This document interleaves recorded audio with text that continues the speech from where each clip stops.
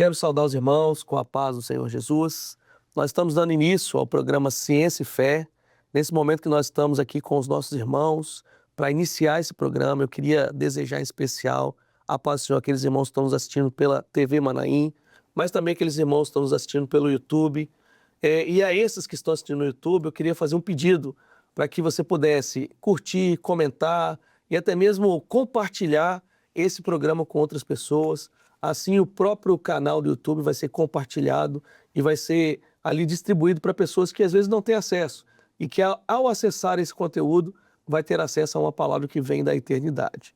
Hoje nós vamos falar sobre um assunto muito importante, que é sobre a ciência e a evangelização.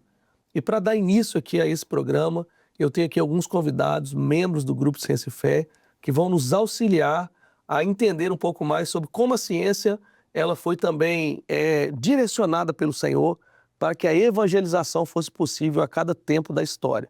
E aqui conosco estão os pastores. Pastor Miguel, a paz do Senhor. Paz do Senhor a todos. Pastor Wellington também está conosco aqui, né, pastor? Paz do Senhor. Paz do Senhor Tiago, paz do Senhor a todos. Pastor Fausto também está conosco. Paz do Senhor Tiago, paz do Senhor, todos os irmãos aqui e a todos que nos assistem. Interessante que nós estamos aqui com uma diversidade até geográfica, né? Pastor Miguel é de Minas Gerais, Belo Horizonte. Pastor Wellington de Natal. Pastor Fausto de São Paulo, São José dos Campos, né? Isso. Então, estamos com um número de pastores aqui, pastores que fazem parte do Grupo Ciência e Fé, todas as suas especialidades, mas que vão trazer aqui para a gente esse ambiente onde nós vamos estudar a palavra de Deus, mas também aliar aquilo que é a ciência e a fé.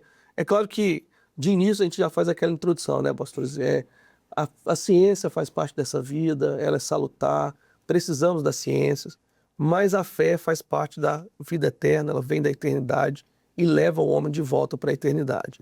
Como nós vamos falar de ciência e evangelização, nós vamos ver que durante o início ali do ministério de Jesus, ele teve um aspecto que corroborou com a evangelização, que foi o histórico dos impérios anteriores. Nós vamos ver, por exemplo, ali com o Império Grego, que veio um pouco antes. O Império Grego ele vai trazer, por exemplo, uma língua única, que é o koiné, que é o grego mais simples. E quando ele traz essa língua para aquela região, facilita depois a evangelização, porque aí os discípulos vão poder sair para cumprir aquilo que o próprio Senhor Jesus falou, que é o nosso texto básico, que é Marcos 16:15, né? Ide e pregai ide por todo mundo e pregai o evangelho a toda criatura. Mas o Senhor não dá essa ordem de maneira aleatória. Antes mesmo, o Senhor já começa a fazer toda a infraestrutura para que os discípulos pudessem, então, sair ali e pregar o evangelho. Uma dessa infraestrutura é o próprio idioma que nós estamos falando, que é o koiné, que foi um idioma que o Império Grego ele estabeleceu naquela região e que tornou, quando chegou na época de Jesus, todo mundo já estava falando koiné, então era mais fácil a evangelização. Mas houveram outras coisas que o Senhor fez ao longo do tempo, né, que também corroboraram com a evangelização. E eu queria que o pastor Fausto também falasse de mais um aspecto desse, onde o Senhor Jesus, ou melhor, o Senhor, nosso Deus, né, ele governa todas as coisas e ele vai fazendo a infraestrutura para que a evangelização fosse possível em cada um dos seus tempos, né? É isso mesmo. Um aspecto importante dentro disso que o Tiago está trazendo aqui, sobre infraestrutura, as estradas romanas, né, a rede de rodovias, de estradas, né, que foram criadas na época. É interessante porque a estrada é algo hoje que para nós é comum se falar sobre rodovias, sobre estradas, né, sobre as vias de comunicação, como são conhecidas, né? Mas naquela época era algo que trouxe um auxílio na evolução da comunicação, porque tornou-se uma infraestrutura importante. A gente tem até um mapa aqui, né, para mostrar sobre os caminhos de Jesus ali, né, aquilo que foram os deslocamentos do Senhor Jesus. Então esse mapa aponta para nós essa necessidade da existência dessas vias de comunicação para se andar entre uma cidade e outra. O Império Romano ele construiu uma vasta rede de estradas, cerca de 80 mil quilômetros, a famosa Via Ápia e outras vias também. Então, assim, são estradas que permitiram viagens rápidas, viagens seguras, viagens que vieram a auxiliar divulgação, ou podemos dizer até mesmo a divulgação, ou espalhar o evangelho, aquilo que o Senhor Jesus veio nos ensinar, facilitou bastante, né, os trabalhos missionários, levar a palavra para diversas outras cidades e outros lugares, tendo essas estradas. E aí a gente vê aqui, tem um texto da palavra, Lucas 2, capítulo 2, verso 1, ele fala assim, ó, tem um aspecto interessante que a gente pode observar. E aconteceu naqueles dias que saiu um decreto da parte de César Augusto para que todo o mundo se alistasse. Vejam, como que as pessoas iriam se deslocar com segurança de um lugar para o outro? É porque já existia uma rede de vias de comunicação que seriam as estradas, facilitando esse deslocamento. Então, esse texto ele traz para nós aqui esse entendimento.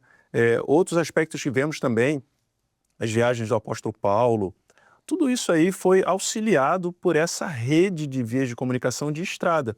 Então, acho que tem um slide aí também mostrando sobre a construção, a teoria ali de leito, subleito, aquelas camadas que existem na construção de uma estrada.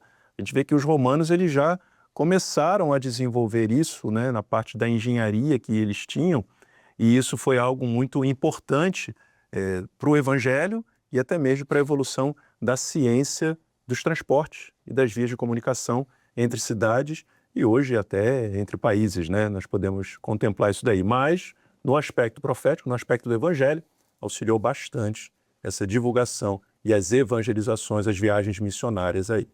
O interessante é que, nesse período, a gente está vindo aí de 4 impérios, né? Até chegar no Império Romano, o Babilônio, depois o Medo-Persa, depois o grego, e aí chega no romano. E cada um priorizava uma coisa que eles achavam que era interessante. O grego ali, para espalhar sua cultura, achava a língua, né? E o Império Romano ele primava muito por isso, por ter estradas seguras, os soldados, e aí o trânsito era muito tranquilo, muito assim fácil, porque podia viajar longos caminhos, né? Estradas que eram ali patrulhadas pelos soldados romanos. Isso facilitou em parte, né, facilitou o ministério de Jesus e também a evangelização dos apóstolos. Né? Perfeitamente. É o comentário que você faz aí sobre até mesmo o deslocamento de exércitos, né? As estradas romanas vieram auxiliar isso. E o Império Romano ele começou a ganhar uma expansão muito grande. Então, para você levar os seus exércitos com eficiência e velocidade de um ponto para o outro, a estrada veio auxiliar isso, né? E também, como o Thiago comentou, claro, veio auxiliar também a divulgação do Evangelho, né? Por consequência, veio auxiliar a divulgação do Evangelho, né? E só para os irmãos entenderem, a gente acha que isso tudo é aleatório, mas lá no livro de Daniel, o Senhor fala assim, olha, eu movo os reis, eu movo governos, eu dou entendimento, sabedoria aos sábios, entendimento aos entendidos, porque o nosso Deus, ele governa toda a história. Amém. Então, como ele já entendia, já sabia que após o ministério de Jesus ia começar essa evangelização inicial, que ele também, o próprio Senhor Jesus vai falar isso, né? O semeador saiu a semear, então vai começar a evangelização, ali Deus já estabelece a infraestrutura anterior, já para que nós possamos, para que os apóstolos, lá no caso, pudessem fazer essa evangelização inicial. Eles encontram estradas boas, língua uma só, e agora é só evangelizar. E aí, com isso ainda, a palavra ainda fala assim, com isso ainda o Espírito Santo colaborava com eles. Colaborava, às vezes, contrariando a própria ciência. Lembra do episódio de Paulo, na navegação, por exemplo, que o navio vai afundar e, não vai não, o piloto não vai não. Mas Paulo falou assim, o anjo do Deus que eu sou e a quem eu sirvo falou que vai. Ali já é contrariando a ciência. Mas você vê que Deus sempre estabeleceu ali uma infraestrutura para que o evangelho fosse propagado, não é isso? Isso, muito interessante, né? Tiago está falando aí a respeito, né, dessa navegação de Paulo. Então, além das estradas que o pastor Fausto que colocou, um outro meio muito usado é a navegação marítima. E isso só aconteceu porque algumas tecnologias foram desenvolvidas. Temos aqui a imagem, por exemplo, né, à nossa esquerda aqui, é o chamado astrolábio. Ele servia para quê? Para medir ângulos, né, entre o horizonte e os astros. E ao lado temos a bússola. O astrolábio foi desenvolvido pelos gregos no século I ou II a.C. Essa imagem é mais moderna, né? Tem mais alguns detalhes, até tem uma data aí, né? 1561. Mas antes de Cristo já usavam os gregos, porque os gregos estavam numa ilha. Então já aprenderam a observar os astros e navegar através dos astros. Por exemplo, quem mora no hemisfério norte conhece a estrela polar. Ela é uma referência para o norte. Nós aqui no Brasil, que vivemos no continente, no hemisfério sul, a gente usa o Cruzeiro do Sul. A gente olha para o céu, você vê o Cruzeiro do Sul, você consegue já descobrir onde era o sul.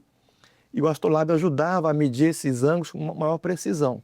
Junto com a bússola, que foi desenvolvida na mesma época pelos chineses, então esses dois equipamentos possibilitaram navegar com mais precisão. Porque antes eles faziam pequenas navegações costeiras.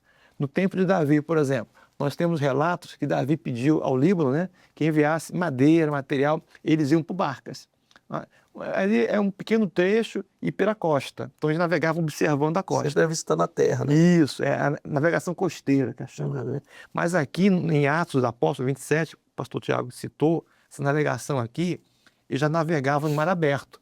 Por quê? Eles tinham um astrolábio para ver a sua posição e tinham a bússola para ver a direção. Tem uma passagem que fala que uma tempestade demorou vários dias, de maneira que não se via nem o sol nem as estrelas.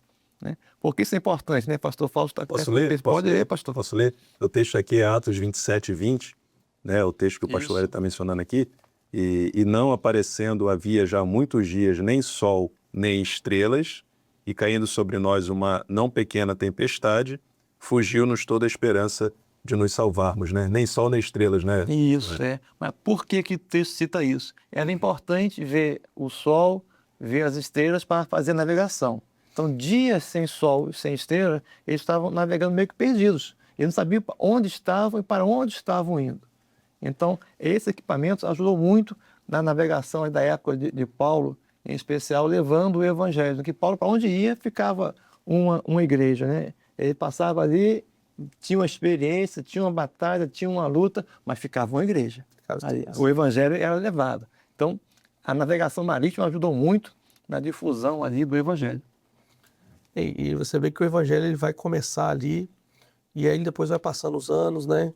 O evangelho vai alcançando novos locais, mas chega uma hora, e isso a gente estudou muito na escola dominical, quando passa o período de Tiatira ali, da carta em que está no Apocalipse, né? A carta de Tiatira, aquele período profético, e vai chegar ali no período profético chamado da carta de Sardes.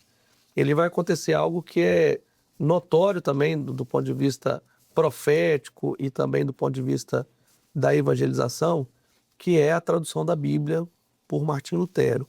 Só que antes acontece alguma coisa, né, pastor Miguel, que o Senhor ele vai sempre controlando toda a história. E quando a gente tem essa visão profética e olha para a história, a gente vê que não é coincidência, o Senhor ele vai controlando toda a história para que a obra seja estabelecida. A obra sempre é a prioridade para o Senhor, é alcançar o homem, é salvar o homem, e ele vai controlando a história para que o homem possa ter uma experiência com o Senhor. Isso vai acontecer ali com a imprensa de Gutenberg, né, pastor Miguel? Sim, foi um período em que a transmissão da palavra expandiu de tal maneira com essa descoberta. Se nós voltarmos um pouco no passado para entendermos essa importância, a transmissão de informação antes era feita por pessoas que tinham dotes especiais, eram os escribas que usavam papiros para transmitir uma informação. O exemplo claro que temos são os manuscritos do Mar Morto, em Qumran, onde a escritura nunca foi anulada. Mesmo os povos que vinham invadindo Israel, aqueles sacerdotes que eram designados especificamente para escrever as escrituras dos profetas Isaías, Jeremias, e ali esses pergaminhos foram escondidos para que a palavra de Deus não fosse anulada. Mas eram pessoas que tinham tanta dedicação, eram verdadeiros sacerdotes que tinham que passar por uma piscina para se purificar, para pegar aquele papiro novo, e eles escreviam com todo cuidado. Se ocorresse um erro, que era uma transmissão de uma informação que não poderia ser correta, eles tinham que colocar no fogo aquele material que tinha errado, passar de novo pela piscina para se purificar, para escrever de novo as escrituras. O que aconteceu? Vários outros povos invadiram Israel, mas a palavra do Senhor estava escondida nos manuscritos do Mar Morto. Um dia o menino descobriu e a hora que eles abriram era toda a escritura do Velho Testamento dos profetas. Isso então foi evoluindo, que a palavra do Senhor sempre expandiu. Quando chega esse período, 1450, Gutenberg ele observava as prensas de uva e ali ele começou a fazer em madeira, usando um certo tipo de tinta, reproduzindo. Mas a madeira era descartável, ela deteriorava. Então, na hora que ele observou, foi tudo por experimento, ele foi observando porque era um cientista, então ele começou a criar moldes individuais de liga de chumbo, antimônio e estanho, que nós estamos vendo aqui.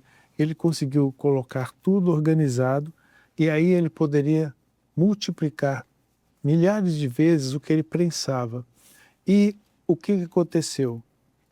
Vem a Reforma, em que a Bíblia é escrita em alemão, Lutero traduz em 1522, e a partir daí a Europa começou a receber. Antes, o que era apenas para os nobres, para as autoridades, que era a leitura da palavra, agora foi difundida para todos, cumprindo o que está lá em Mateus 24, 14. Este evangelho do reino será pregado em todo o mundo, em testemunha a todas as gentes, e então virá o fim.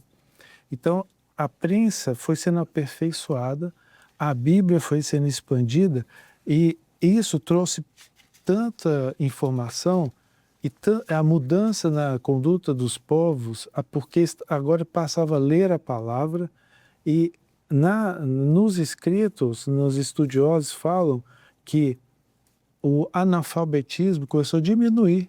Por quê? Nas escolas bíblicas dominicais, isso é muito interessante, as crianças começaram a ler a palavra, com isso o analfabetismo foi diminuindo, elas começaram a dominar a leitura e a escrita porque a palavra tinha sido divulgada.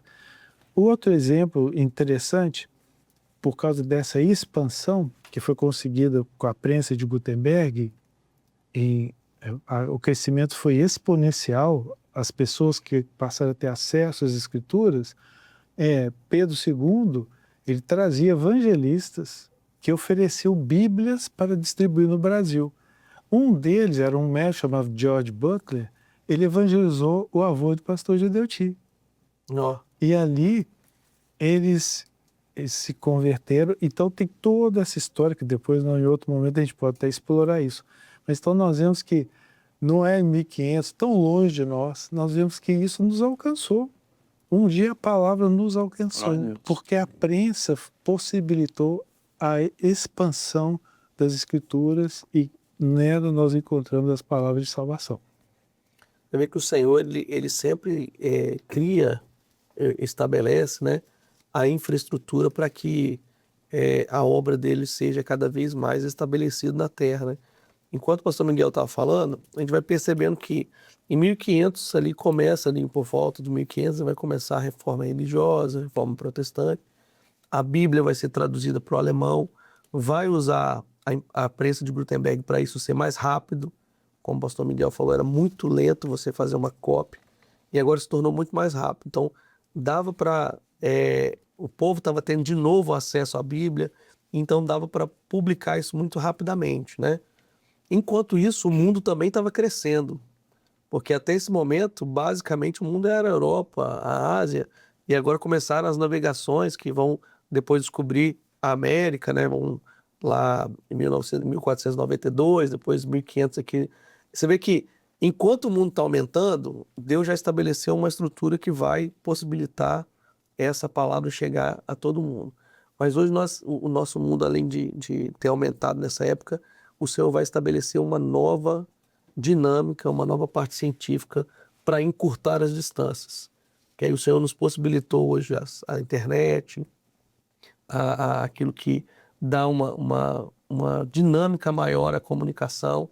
Você pensar na comunicação no telégrafo, né, lá no início, depois no telegrama, depois no telefone, os correios que levavam. Hoje a informação chega muito mais rápido, né? E com muito mais velocidade a gente também pode evangelizar também muito mais rápido. É verdade, Tiago, a internet, né, e as redes sociais hoje são ferramentas assim de extrema velocidade e com um alcance extraordinário. Você pode conectar bil- bilhões de pessoas em tempo real. Você consegue hoje pela internet e praticamente de forma instantânea e global. É bom a gente olhar tudo isso que o Thiago tem comentado aqui da evolução da tecnologia. O computador, meados do século passado, o surgimento do primeiro computador, e depois o surgimento da internet, mais no final do século ali, começou a democratizar a internet, da mesma forma que a gente comentou aqui sobre estradas e navegações, cada uma no seu tempo, né, começou a desenvolver bastante e democratizar e fazer com que todo mundo tivesse alcance daquilo. Na internet a gente vê acontecer a mesma coisa. Ao final do século passado começou a se facilitar.